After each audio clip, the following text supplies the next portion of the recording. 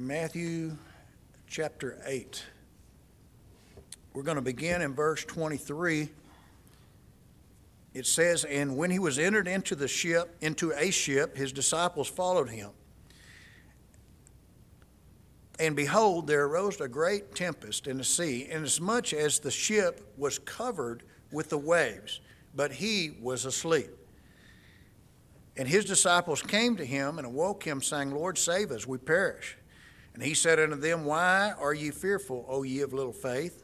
Then he arose and rebuked the winds and the sea, and there was a great calm. But the men marveled, saying, What manner of man is this, that even the winds and the sea obey him? Now, the last time we were together, we read that in the prior text that the multitudes had really built. The following of Jesus after the Sermon on the Mount, which we know took care of chapter 5, 6, and 7. After that good sermon, after all the miracles being performed, healing of the leper, the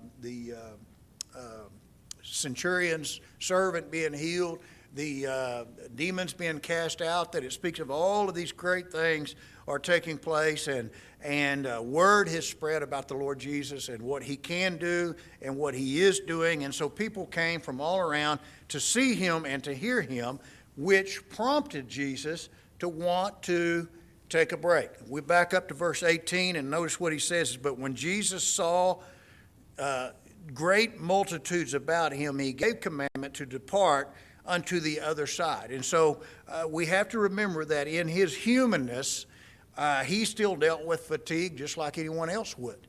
And the fact that he spoke about this in verse 18 of preparing a ship, a boat, if you will, to go ahead and cross the Sea of Galilee with him, and then the fact that the text that we just read tells us once he got in that ship, he fell asleep. It simply tells us he was likely very tired.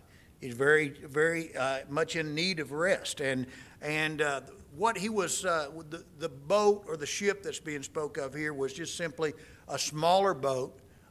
It was would have been something that the fishermen like James and John and Peter and them used in their fishing industry. It's not what, when we hear the word ship, we tend to think something very large. But this would have been a smaller boat, holding maybe, a dozen people or less. And but keep in mind, the Sea of Galilee was around 8 miles wide and 13 miles long. So depending on what angle that they would have taken, Capernaum is up into close to the top of the sea on the western side. It could be that that they cut straight across there. It would have been a shorter distance, but depending on the angle, it was going to be at least a few miles going across the Sea of Galilee. And during that time, it sounds like immediately almost, he fell asleep. And understand the conditions of those times. People were more accustomed to doing these sort of things. And, we have to have a bed, we have to have comfort, but a lot of people slept on the ground. In his case, he probably found a little corner of the boat. There's not sleeping quarters in these fishing boats like that. Found him a little space where he could just kind of lean over. The parallel passage to this is found in Mark chapter 4, says he had a pillow. I don't think it's referring to like you and I would have a pillow, but he had something to lay his head on, or it wouldn't have mentioned that. And so he's just got still and gone to sleep. And also the parallel passage of Mark chapter 4 tells us that there were other disciples, and it's also implied here in verse 23. Other disciples got in some other boats and were following them. And so there's just kind of a small flotilla, if you will, of people that are going to go and take this few-mile trip across the Sea of Galilee. And then a storm hits. We have to understand the magnitude of this storm. The size of this storm is implied by the words "a great tempest." That word "great" the word that's rendered great there comes from the same Greek word we get the word mega from.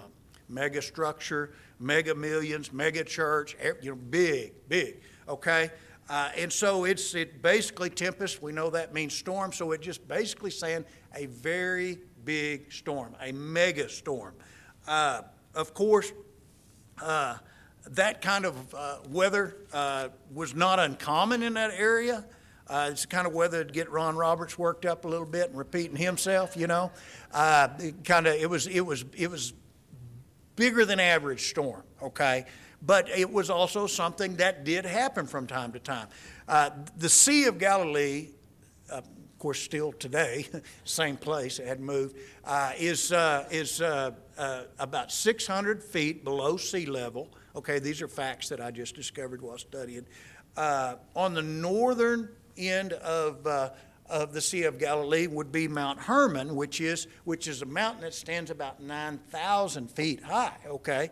And so what you had there, the conditions then and still today are such that coming off that, the cool winds coming off that Mount Hermon and down the valley, those northerly winds moving south would come, and they would meet the warm water that was in the area of Galilee, and of course create, in some cases, some very, very big mega storms, if you will.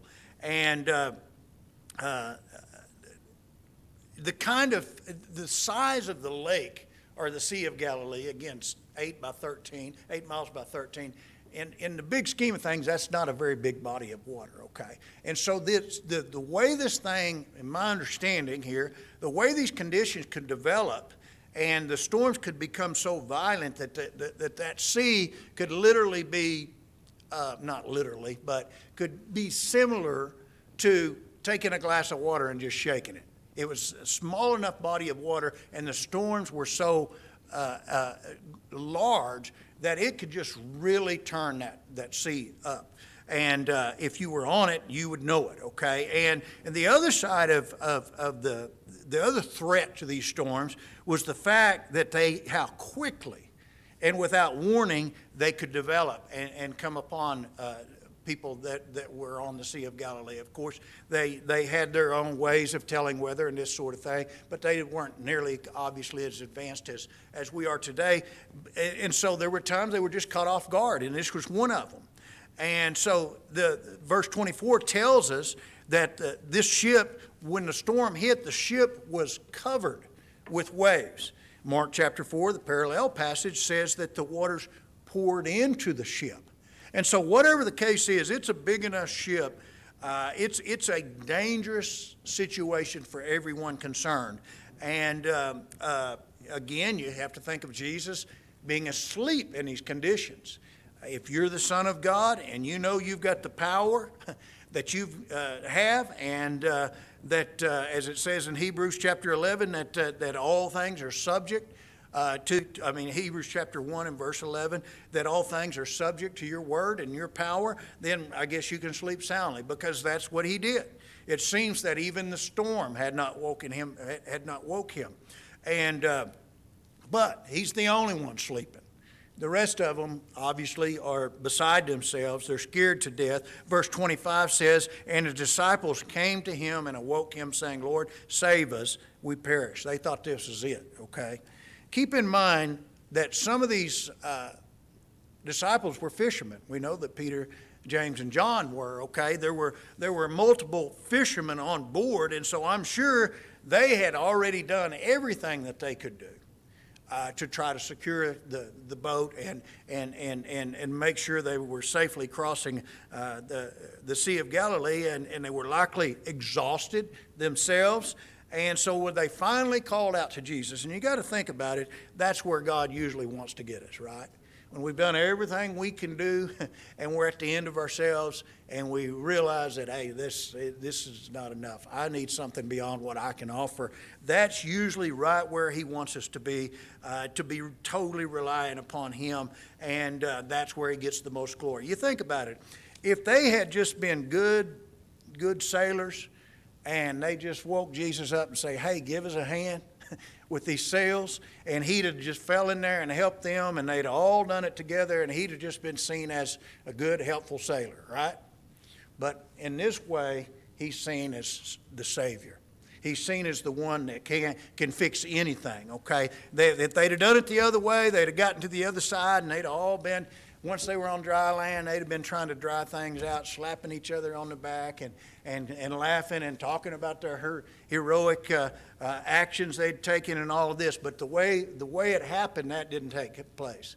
The way it happened, there was just one that got the glory, and that was the Lord Jesus Christ. And that's the way he likes it. So when the storm was over, Jesus had all the glory that he deserved coming to him, and that's the way things should be. Verse 26, notice it says, and he saith unto them, now the storm's not over yet, okay?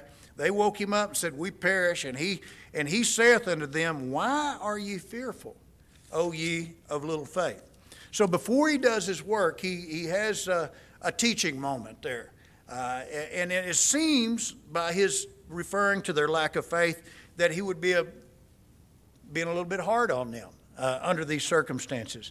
But we have to ask the question, what was it that had drawn on the side of Galilee that they had just left? What was it that had drawn all those multitudes to them?